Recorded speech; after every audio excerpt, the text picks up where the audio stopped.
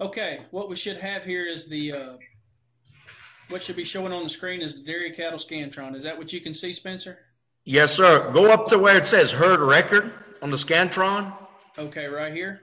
Yes, sir. The first thing about the Scantron is this is where you're actually going to record the answers for the DHI sheet. On the sheet, and we'll see in just a sec, that there will be a number that corresponds with the cows. And there will actually be a number that corresponds with the cows. And that's the number that you'll put there. It'll be a 3-digit number, just like on a dairy farm, like cow 374 or cow 405. And that's where you will record the answers for the herd sheet. You don't have to write them in the blanks below. You just have to fill them out on the numbers on the Scantron. So that's where you would actually fill out your answers.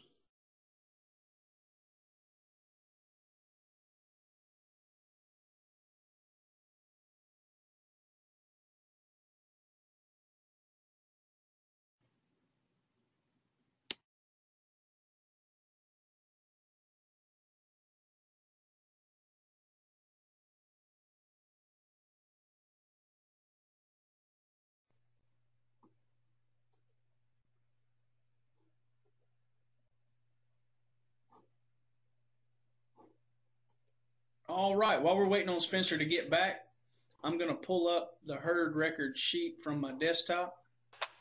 Hey, Dr. Eric, do you hear me? I do. Where'd you go?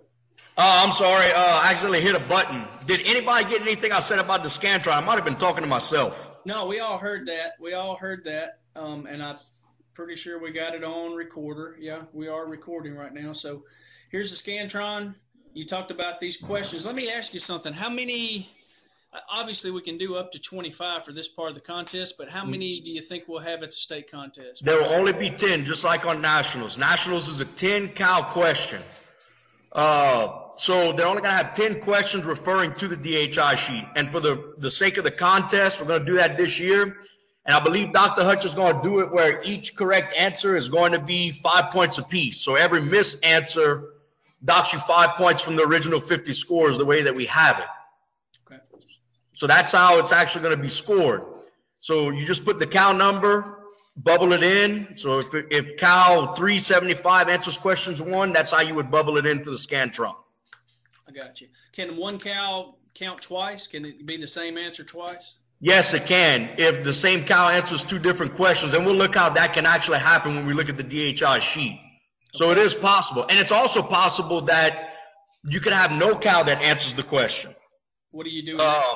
One year, or one of the examples that I'm going to show on the FFA website asks which cow is pregnant for twins, and you can tell that by the sheet. But there was none that was pregnant with twins, so you could actually bubble in 0, 0, 0, and that would be the cow. That would be the answer for none, 0, 0, 0. That is valuable information that I'm sure somebody will be glad they learn whenever they watch this video. So is it time to move to the website, or is there anything else on the Scantron we need to go over?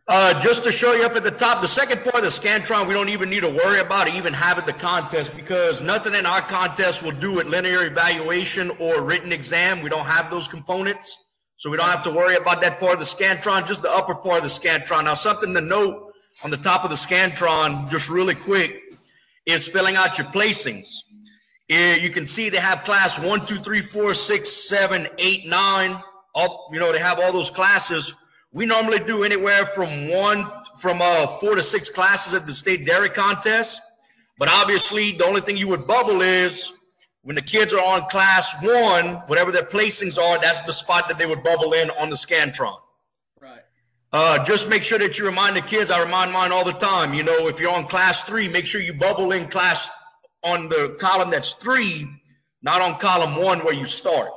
You want to make sure you're bubbling for the right class. Otherwise, you're going to end up with you may place the cows well, but you're going to end up with your placings all over. Sure. Okay. If we could go to the FFA website, Dr. Smith.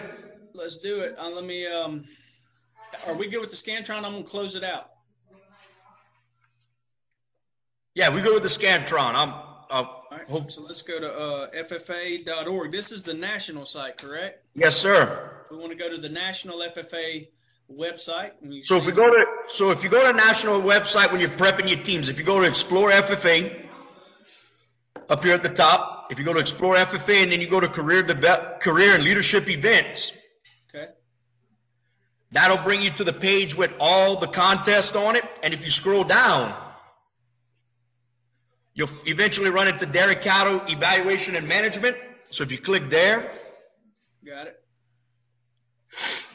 and you go all the way to the bottom, you'll see event resources at the bottom. If you click on there, Okay. on event resources, I see it. Event resources. and you go to past tests and practicums, Got it. it'll bring up all the years that they have of, you know, the examples from past years. So what we're going to do for all intents and purposes today, we're going to go to 2017. We're going to go to 2017 and we're going to go to herd record exam. All right. Can you Now- see that on? Can you see that on my screen right here? Yes, sir, we can. All right. Let me make. And this is going to be the example we're going to use for actually learning how to do the DHI sheet today and teaching everybody how to do it. As you can see, it's 10 questions. And I've spoke with Dr. Hutch, especially when I did the proposal for the contest. I asked him if this was something he could do. And he said, absolutely. And he feels like, you know, from a career standpoint, you know, when we train our kids for these contests, getting them ready for these career paths, he said, this is something that I definitely feel like new people in the industry need to know is how to read this sheet.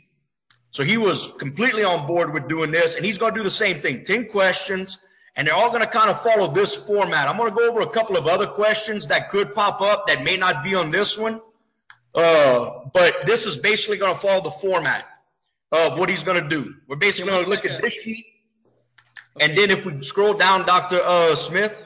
Let's take a technology check. Emily, can you guys see the 10 questions on the screen? I want to make sure we're recording the right stuff.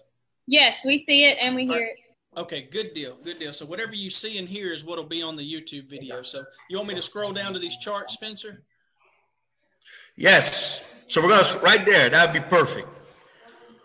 So here's the DHI sheet. It looks like a lot, but when you start breaking it down, it's actually very simple. Something that Dr. Hutch is going to do for us, since our students only have 17 minutes this year with the proposal, he's actually going to draw lines to where you can follow the information of each cow. So instead of it just being all these numbers jumbled right here, he's going to have lines going horizontally to mark off all the information about each cow. So that's going to kind of help the kids. So if you know, when you're training your teams, if you print one of these sheets and you draw some lines, that's how Dr. Hutch is going to have it done in the contest. Just like a spreadsheet? Just like a spreadsheet. And this is basically just a big graph, and it's just telling us on a dairy farm all the information about all of our cows. It actually predicts future information about the cows on the dairy farm. And this is a part of the national contest, and it's not as hard as it looks, but we're going to go over a couple of things real quick. I want to turn everybody's attention to, and Dr. Smith, let's scroll down all the way to the bottom page, the third page of the document. Okay. Down here at the bottom, I want to go over some of these symbols because that's kind of the starting point when answering some of these questions for the actual sheet. And you see down there at the bottom, I don't know if Dr. Hutch will have the this information down at the bottom, but in the nationals they do have the information, so he'll probably keep it there. When we look at a couple of things, first off is under status. So under code, you can see down here, you'll see the numbers 1, 2, and 6. Right here. Right here. And it tells you what each one of those numbers represents about that cow. 1 meaning that the cow is dry, no longer in lactation. 2, that the cow is on its second lactation or greater. And at 6, the cow is on its first lactation. Now, Spencer, At nationals, they love. We need to make sure those codes are there. If you can talk to Dr. Hutch. Will do. I can talk to them about leaving those codes there, as well as the repro codes. You can see here under repro code, the next information, P is pregnant, W means that the cow is pregnant with twins, and they've asked before in these DHIs, which cow is pregnant with twins? Well, the one marked with a W would answer that question. So that would be, we don't have any right now. We don't have any on this one. The answer would be 000. Yeah, if they would ask that question on this spreadsheet and they ask you which cow was pregnant with twins, you would put 000 because none of them have that repro code. Good. Okay, you can see some of them are marked with P in that repro code area where the P's are, and that shows you that the cow is pregnant. So she's bred. N would mean that she's open, ready to be bred, and then C means that we're calling or do not breed because that's probably a call cow. What is the 1, 2, and the 3? What are those numbers?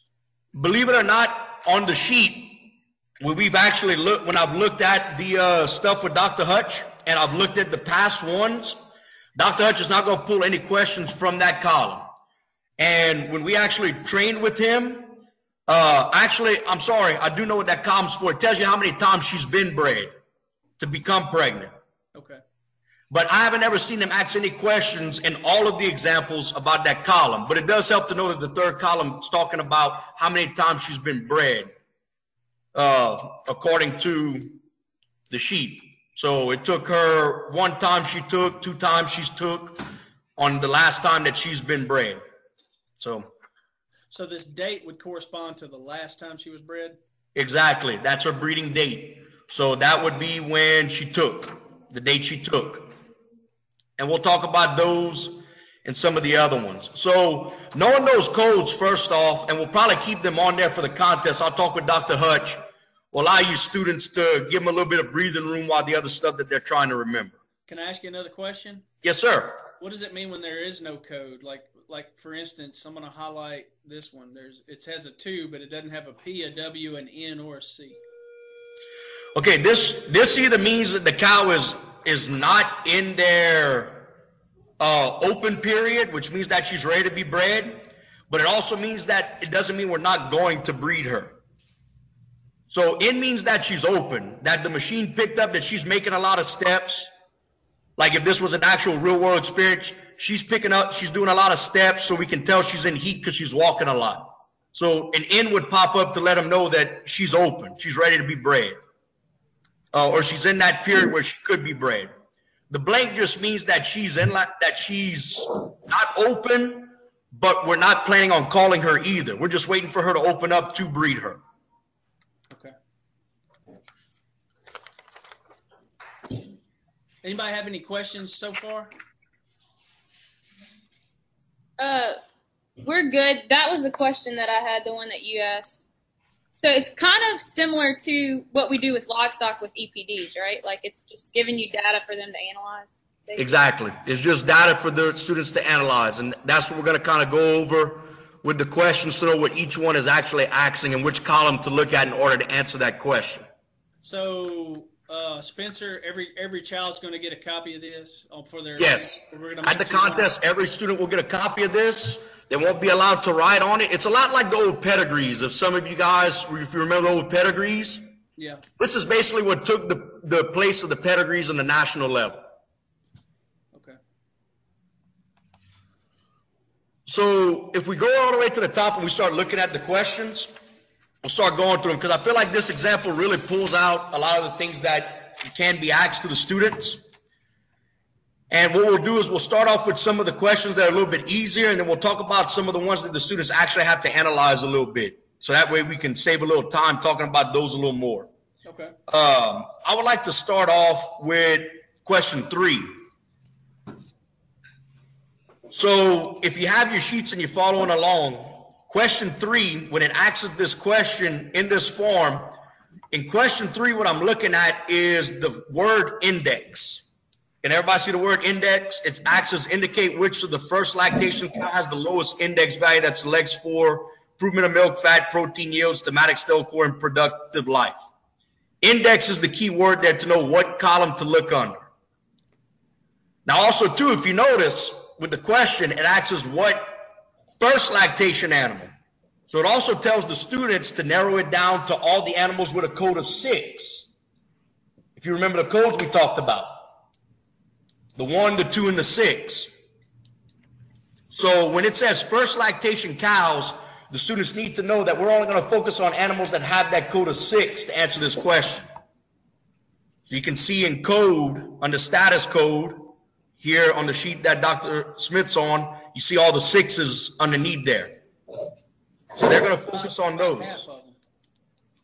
So you just cut the sheet in half by knowing that little bit of information. Exactly. You're cutting down the amount of cows that could answer that question.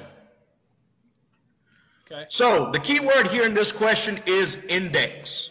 Because index lets me know exactly what column I'm going to be looking under to find this. And it's asking what first lactation cow has the lowest index value.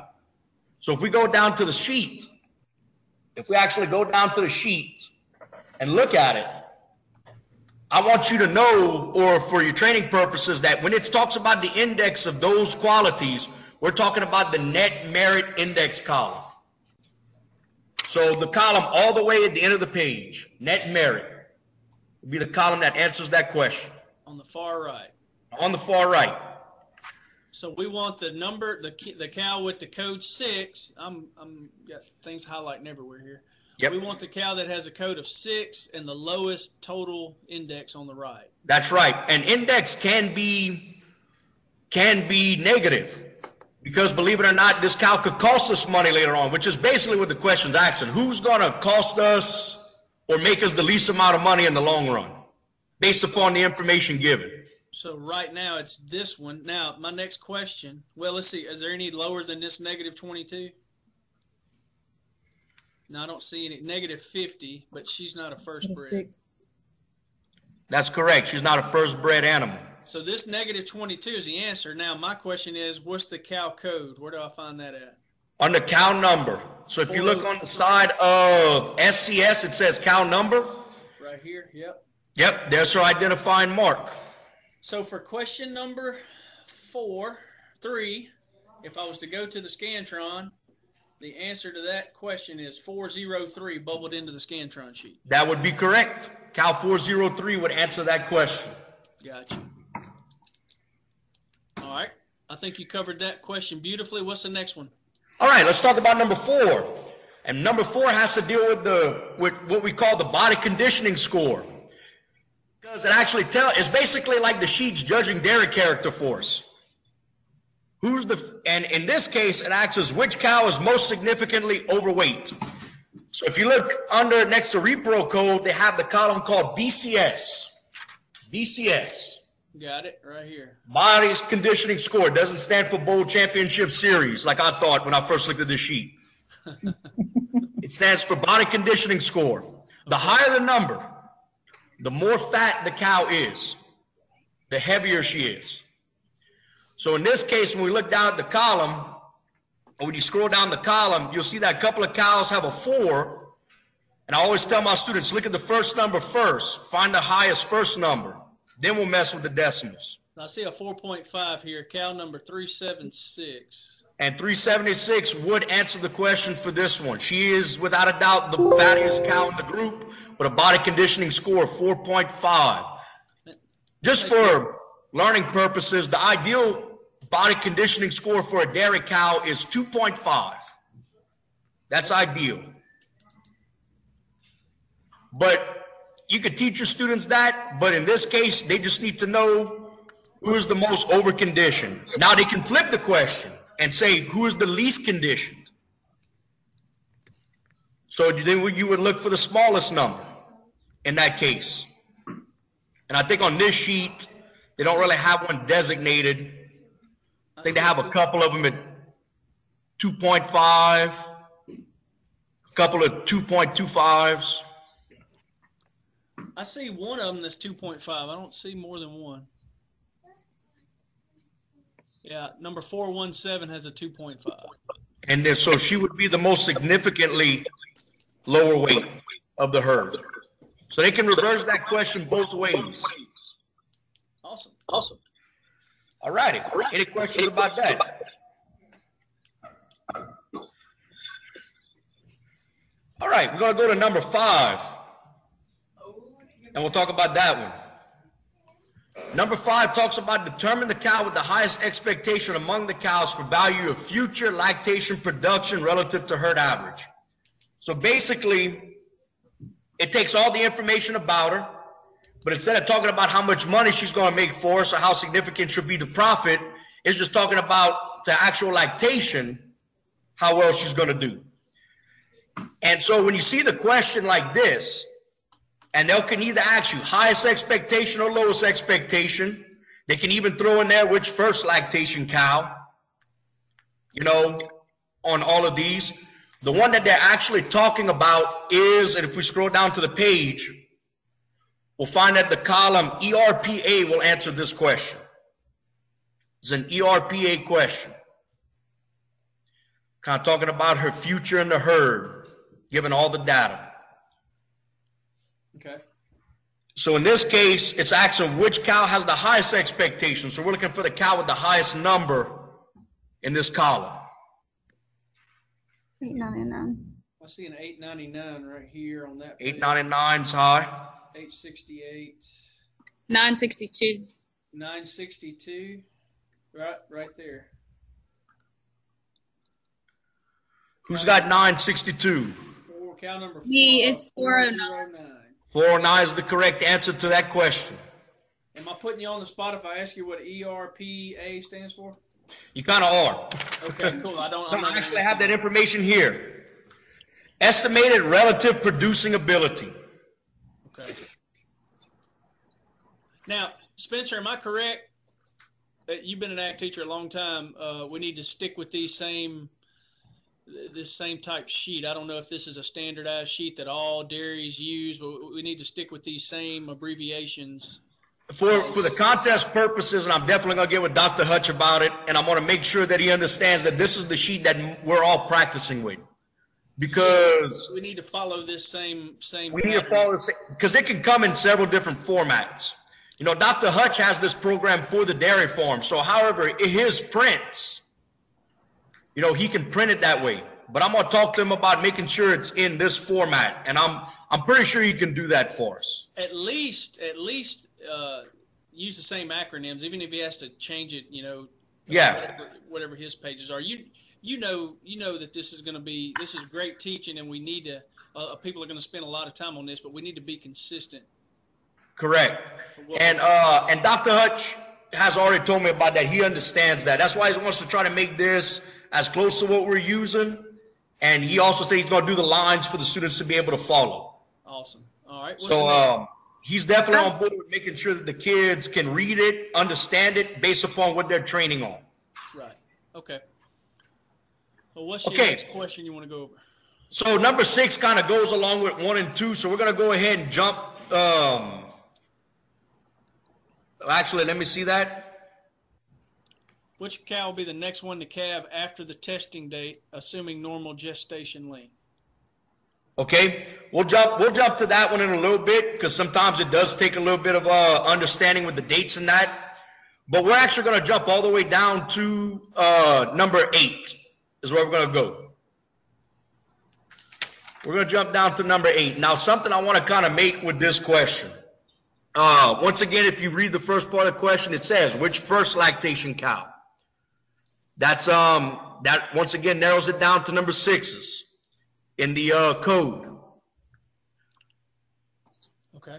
So with these kind of questions, and you can see it's asking about mature equivalent.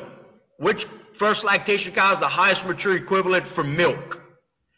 But you can also see current lactation and test day production are set up very similar with that information, with, you know, pounds of fat, pounds of milk, pounds of protein. On the test day, it talks about fat percentage and protein percentage, but it's kind of the same thing.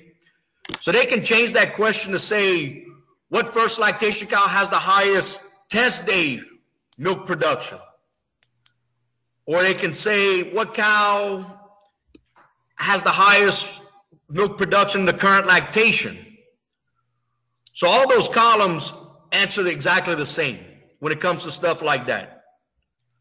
So in this case, you know, we'll go through question number 8. We'll look at mature equivalent for intents and purposes, because that's what the question's asking. So it's asking, what first lactation animal has the highest or the most milk production under the mature equivalent? So if you break it down to just your 6s and follow it across. I got a 33,000 right there. a 33,325. Yeah, I think this one, Emily, you can back me up here. You got a printout. 33,561, which is cow number 411, would be the answer. Yes. That would be correct. 411 would be the cow that answers that question. 411 is the first lactation cow with the highest mature equivalent for milk. Very good. I have a question. Go for it. I have a student here with me, and she was just asking, is this ever going to factor into like a class, or this is completely separate, right? Like they wouldn't have to like factor this into their reason like that, or do they? No, this is not a reasons or give any reasons. This is just answering questions on a paper.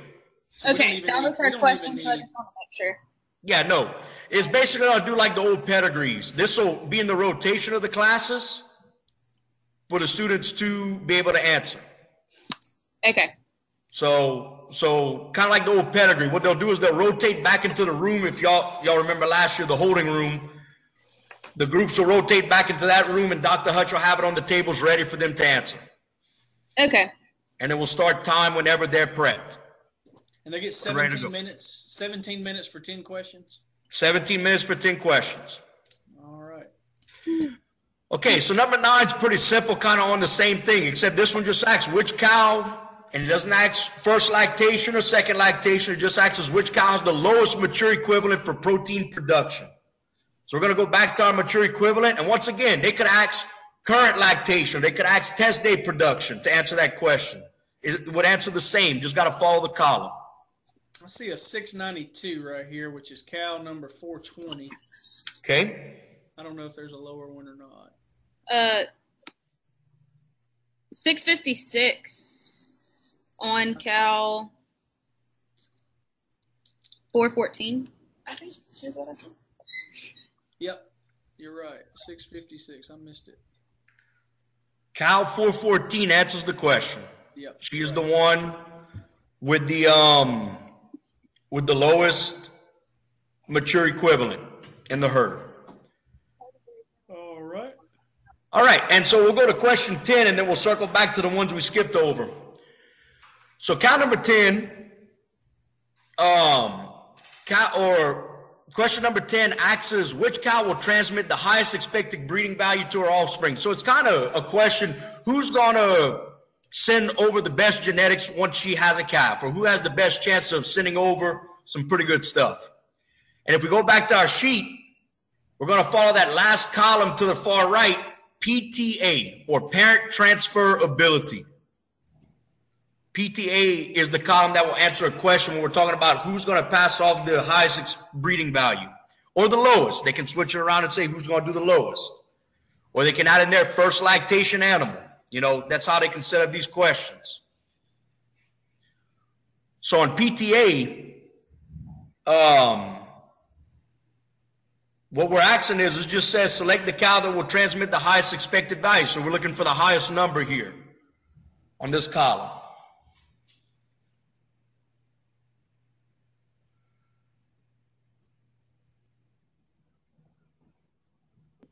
I got cow number 475. Okay. That's what we got. Cow 475 answers the question. She definitely has the highest PTA of the herd. All right. All right. Any questions about those? Those are pretty easy to answer. And, you know, given 17 minutes, you know, what I tell my students is those are the questions I want you to answer first. Because it's going to take the least amount of time to find the answer. It's also going to take, it's also pretty straightforward. You're just finding the highest or the lowest number. The only time it's not as straightforward is if they say the first lactation cow, which they love to do. So being able to do those things, they can answer those questions pretty quick. And that leaves you with kind of 3 questions or 4 questions that you can spend a little bit more time on because you're going to have to. So if we go up to question number 1. Spencer. Yes, ma'am. And I might have missed this because I started on late. Did you give a list of what all the codes meant? Yes, and it's also at the bottom of the sheet. Oh, okay. Because I didn't on the bottom, on the back, you can see like for the repro code, the different pregnancy codes. Okay. And Yeah. then for the code, like finding who's first lactation, who's dry, who's in their second lactation. Perfect. It gives that too. And we're going to talk to Dr. Hutch about keeping that on there. I'm going to talk with him about it because they do at nationals. This is exactly how they hand them the sheet at nationals. So I'm thinking that if this is how nationals does it, the whole reason we adopted it was to do it like that. So I agree. keep it the same way. So number 1 talks about stomatic cell count. Of course, that talks about bacteria in the bulk tank or bacteria in the milk. And so this question can be very easy to answer, and it can also have a little bit of look to it on how to answer it, because it depends not only on the stomatic cell count, it also depends on how much milk she did on the test day production. So here's what I want to show. If we go down to the sheet, and this one says who's having the greatest impact on the stomatic cell count of the bulk tank. Is that positive or negative impact? And in this case, it says the greatest impact, which is negative. The more bacteria, the worse, because the faster the milk is going to spoil. We don't want that high stomatic cell count. Also, you have chances of mastitis forming. We can actually use this stomatic cell count to see who's at risk of mastitis in the herd, which is partly why it's there. So, in our case, we're going to start with the furthest left column. If you look up there, it says SCC. That stands for stomatic cell count. And it says in thousands. So whatever the number is, it's thousands. So for instance, the first cow is 23. She's 23,000 at a stomatic cell count, which is actually not terrible. Ideally, we want them under 20, but a little bit over 20 is not terrible. So these big numbers, these 100 numbers, is normally where I tell my students to start, because one of those cows is going to answer the question. In our case, on this sheet, this one's pretty straightforward. Can anybody find the cow who has the highest stomatic cell count so far? 800. 800. Cow number 470 has a count of 800. And in this case, she is the answer to the question on this spreadsheet. And I want to show you something about her stomatic cell count. Okay? Because this stomatic cell count is taken on the test day. So you see the pounds of milk column? We're going to look at that. You see how she milked 127 pounds of milk? Yeah. And her stomatic cell count is still huge? She's having a big time impact on our bulk tank. She's producing a lot of milk with a high bacteria count. You got to think about this bacteria count a lot like diluting Roundup. The more water you add to Roundup, the less powerful it is.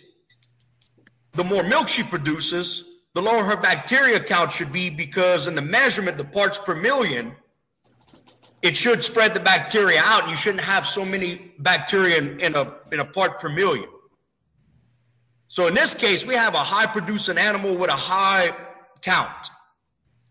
She's going to answer the question pretty easily and pretty hands down. But here's the kicker, and something I'll show about it. And there is an example, and if you go through the examples on the FFA website, you'll see it. But I'll just tell you about it. There was one spreadsheet where they had a cow that had a 1,562 stomatic cell count. We can all agree that's high for a dairy cow. But she only milked 15 pounds of milk. So because her amount was low, of course her stomatic cell count rose. But then they had a cow in the spreadsheet who had a 980 and produced about 130 pounds of milk.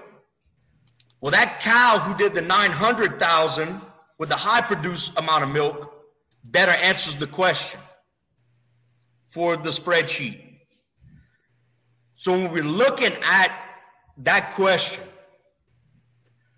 that amount of milk that she produced on that test day can tell us a little bit more about who better answers the question. Now, the spreadsheet always sets up to where the amount of the stomatic cell count is not very far off. In that case, one was like 1,562. The other cow was 990,000. But she had 130 pounds of milk compared to a cow who only milked 15 pounds of milk. So you had two that were bad. You had to pick the worst one. You had to pick the worst one. The one with the higher milk production would answer the question better. Now, at the national contest, and Dr. Hutch is going to do it the same, if you would have answered the one with the 1 million count, you'd have got some points. You'd have like 1 or 2 points added back to your score. Right. Because she does answer the question, but she doesn't answer it the best in that case. You're training your team. You don't want them to just laser in on this number and make that their answer. You want them to exactly. Or, I mean, let's just forget about the bottom part of the spreadsheet, act like it doesn't exist. If we were looking at the top here, we would have a 460 and a 348. Well, the 348 produced 45 pounds. The 460 produced 80 pounds. Obviously, this cow would be the worst one, cow number 381. But I get what you're saying. Just because you got a high number on the SCC does not mean that's necessarily the answer. Right. And you got to have a dramatic change. Like in that case, the dramatic change was the amount of milk being produced. One cow was producing well over 100 pounds more than the other cow who had the high count. Gotcha. So it's got to be pretty dramatic for the answer to flip in that in the scenario that I gave you. Well explained. Well explained. Okay, any questions about that?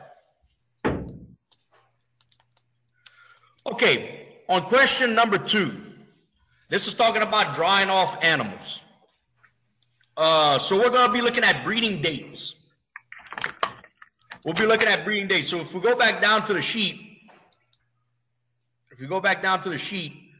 we see breeding dates is the second column. Second column is breeding dates. So you can see that it asks us which cow will be the next one to be dried off. Well, how do we know which cows have not already been dried off? That's the first thing we have to answer, because we can narrow some of this list down. By actually going to the sheet, you see test day production? You see how some of the cows do not have numbers under test day production? They're dry. Yeah. So they cannot answer that question. Those animals cannot answer that question. So we're only looking at the ones who have a repro code of P. The second thing is they have to have the data plus the P in order to answer this question. Because they have to be pregnant in order to be dried off. We're not going to dry off an animal who's not pregnant. We have to get her bred first before we dry her off. So in this case, question number 2, it's kind of a long drawn out question. This is the one I would kind of show my students. This is kind of the one you hang on to for last, to answer last, spend a little time on it. It asks us which cow will be the next one to be dried off after the testing date, assuming breeding dates would be accurate. Oh, I'm sorry, I thought it said which first lactation cow, because they can do that too. So in this case, it's all of them that are pregnant and have data. So what we need to find is we need to find the animal with the lowest date here, or the latest date, who's pregnant and who has not yet been dried off.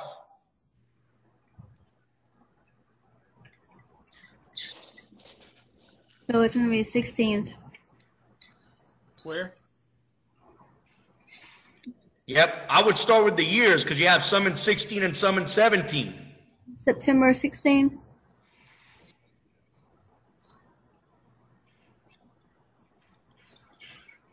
What chokes a lot of students up is on this when you see a lot of the ones who had the September dates are already dried off. So they can't answer the question. Okay. So we're looking for the one who's going to be dried off next.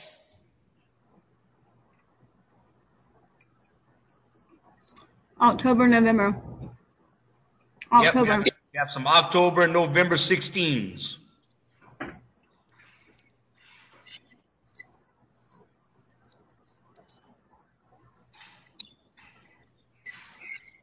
My eyes are going cross, but I think it's this one. It's 397. Nope. It's not 397. That's not it. October. 376 or no? It's not 417? It is 417. 417 would be the cow that answers that question. She's the latest date still in production. And so she'll be the next cow to be dried off out of the herd. You can see how that one would be the one you kind of want your students. I always tell them when it comes to the breeding dates, hang on to those guys last because it takes a little time to find those. You know, give yourself a little more time once you feel comfortable and you have some of the easier questions already answered. Okay, are there any questions about that one? Okay, which ones have I not gone over yet, Dr. Smith? Did we go over 6 and 7? You didn't do 6 or 7? We haven't done anything with calving, so I know we haven't done 6. Okay. 6, 7, and 9. Okay, so for number 7, I'll explain that one real quick. It's basically a carbon copy of the first question, except now we're asking who's having the least impact on the somatic cell count. So it's the reverse of what we talked about. It would be the cow with the lowest somatic cell count, and not only a low somatic cell count, but the lowest amount of milk produced. Because if you have a low production of milk, plus a low somatic cell count, you are very likely not having a high impact on the bulk tank. And not to mention, this question also talks about first lactation cows, so we're going to break it down to the 6s too. So this one's got quite a few components. So we would look for the 6s first. Spencer, when y'all at nationals, they don't let you highlight anything. They don't let you manipulate these pieces of paper. They don't let. No, sir, because they pick them up and hand them out to the next group. Yeah. Well, what if we print out enough for everybody to get their own? If we print out enough for everybody to get their own, then people can mark on them how they want. I mean, if Dr. Hutch will get me a copy, I'll make plenty of copies in the FF. How many kids we got? We got 200 kids? Normally 25 teams times 4, we normally have 200. So yeah, 100. I mean, I'll spend the money for 300 pieces of paper because this is making. I mean, I don't see how you can do this without drawing arrows and lines. I mean, you got these 2-part, 3-part questions. If it's just a matter of paper and a little bit of money, I'll make the copies for Dr. Hutch if we can if the kids can write on these, and we'll make that call. We'll make that call before the contest. If he wants to email me that information, I'll make the copies.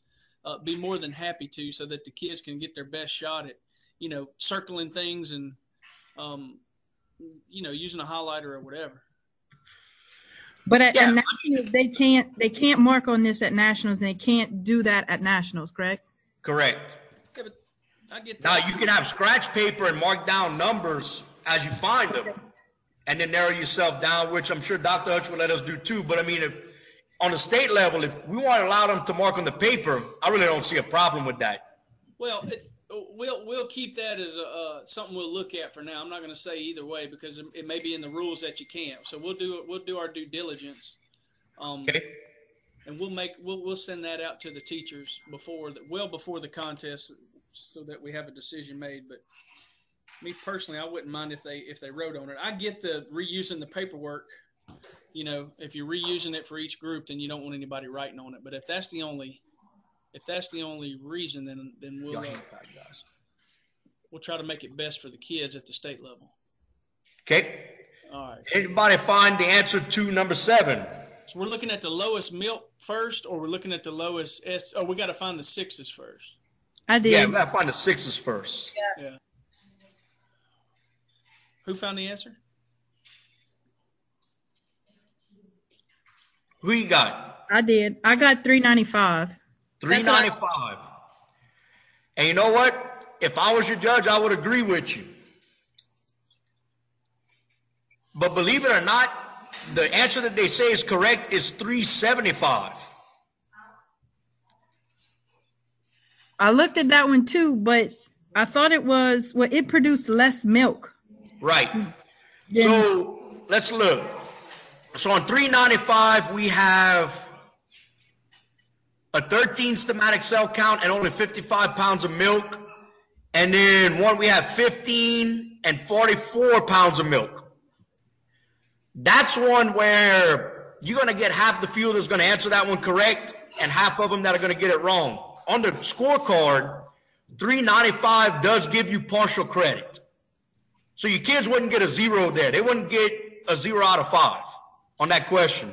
They'd get like a 2 or a 3 out of 5 for answering that one with $3.95. However, this goes back to kind of that thing, you know, low milk production and a close somatic cell score. Dr. Hutch is not going to make it that close in the contest. Nationals does. You see how close those numbers are? Yeah, because I was thinking that because it was only like, it was just over 10 pounds difference in milk produced. And you know, when I went through it today, I didn't even look at the answers. I did the whole sheet. That was the only one I had wrong because of that. Oh, so you missed it too? I missed it too. I had $3.95. Better. I had $3.95. But I guess they saw significant enough that they could claim that $3.75 did a better job, or is doing at least because she had a lower milk production. But Dr. Hutch, he's already told me this about the contest. He's not there to trick any kids. He's not going to make it that close. It's going to be more like the one we just talked about with the high one.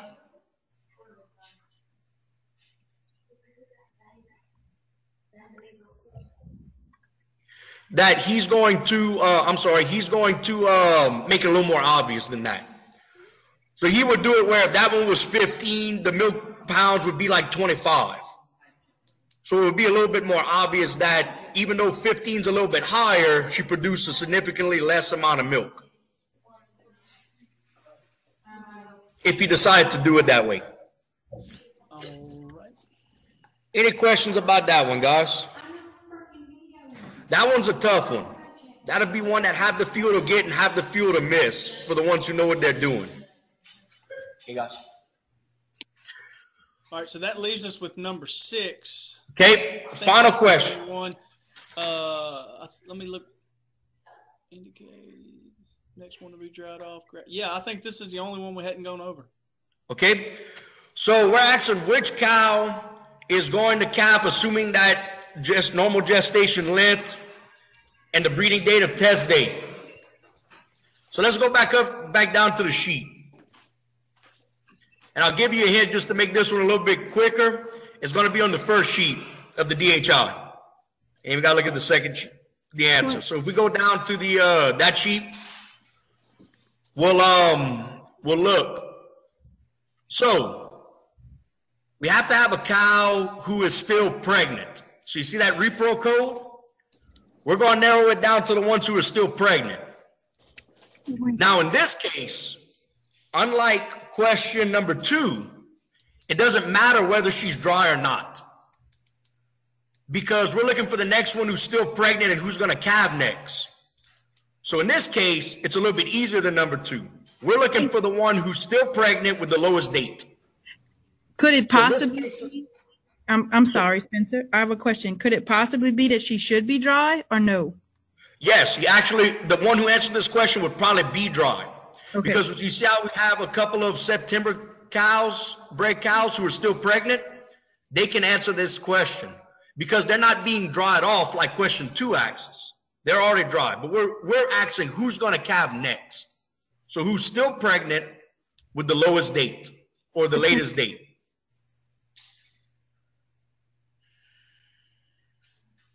September 4th.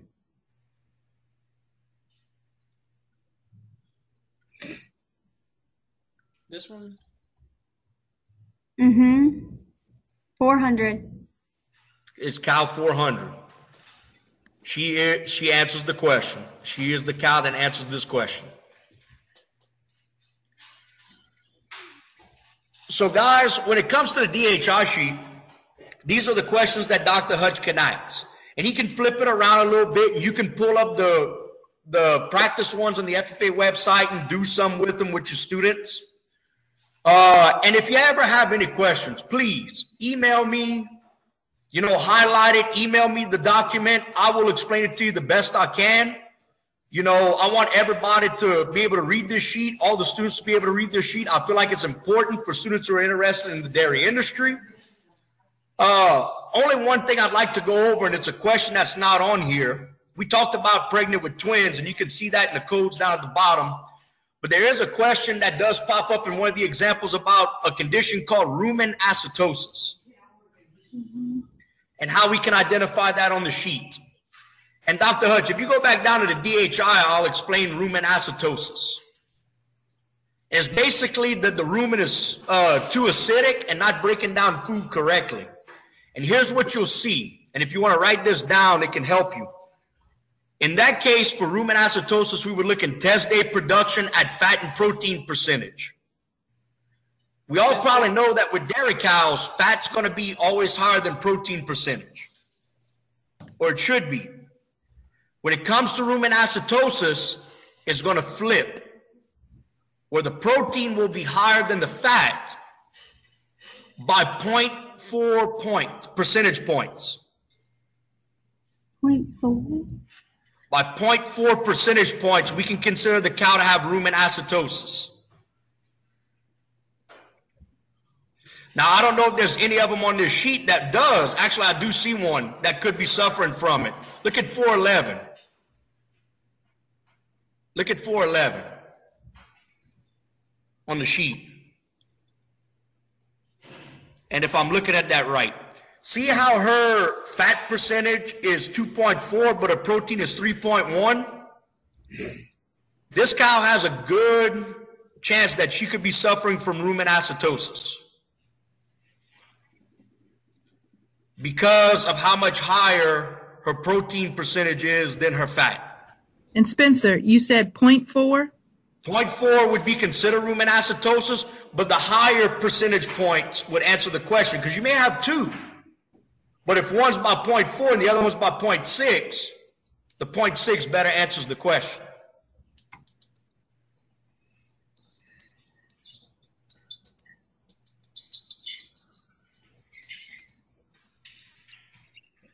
Is that the only extra question that you can think of, Spencer? That's the only extra question that I've seen on the practice ones that are on the national website. Okay. Well, hey, I thought this was a fabulous teaching tool. I really appreciate you. We talked about doing this back at National Convention. I think we were at Chick-fil-A in the food court. And that conversation kind of started the idea of let's get this webinar as soon as we get back to school, so people training dairy cattle teams can get their teams ready and not be in the dark on this. And I believe that we accomplished exactly that by putting on this webinar. It'll be recorded tonight. We'll edit it in the morning and post it up on our social media and on YouTube. And we'll put it on the website under the dairy cattle part of the website. And if you guys have any questions, I believe you can fire away to Spencer. I appreciate all of you coming in. I hope that you all have a great semester and got off to a great start. Those of you that's got kids, and those of you who are getting kids, I hope that you get off to a great start as well. Spencer, I really appreciate you coming in and doing this. Not a problem. Please, anybody, if you have any questions about the sheet, like you're going through some of the examples or you want, don't be afraid to email me or ask my opinion. I'll help you out as much as I can. I want everyone's dairy team to do well with it because I think it's important. All right, so I'm checking the chat bar over here. Any of you who don't have a microphone, if you want to ask any questions, I'll check the chat bar. And if not, then I think I'm going home.